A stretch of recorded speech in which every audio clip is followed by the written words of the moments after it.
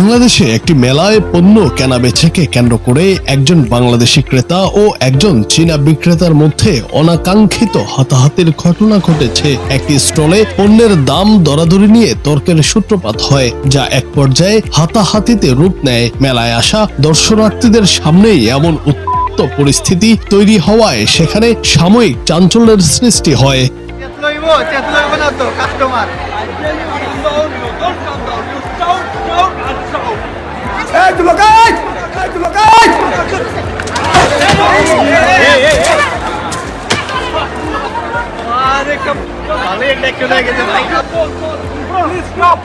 ঘটনা চলাকালীন উভয় পক্ষই উত্তেজিত হয়ে বিভিন্ন ভাষায় একে অপরকে উচ্চস্বরে গালাগাল করতে থাকেন। ভাষার সীমাবদ্ধতা থাকলেও তাদের অঙ্গভঙ্গি এবং চিৎকার থেকে উত্তেজনার বিষয়টি স্পষ্ট বোঝা যাচ্ছিল।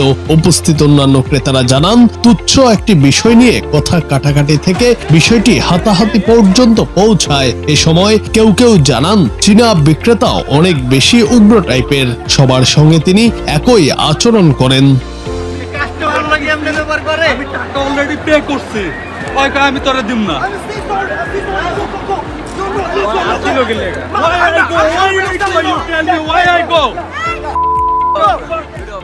পরিস্থিতি বেগতিক দেখে মেলায় উপস্থিত সাধারণ জনতা ও নিরাপত্তা কর্মীরা দ্রুত এগিয়ে আসেন এবং উভয় পক্ষকে সরিয়ে দিয়ে শান্ত করার চেষ্টা করেন। সাধারণ মানুষের সময়োচিত হস্তক্ষেপে বড় ধরনের কোনো ঘটনা ঘটেনি এবং পরিস্থিতি দ্রুত নিয়ন্ত্রণে আসে।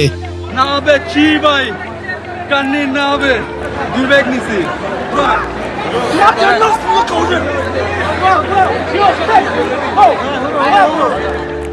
জুনায়েদ আহমেদ, বাংলা টিভি।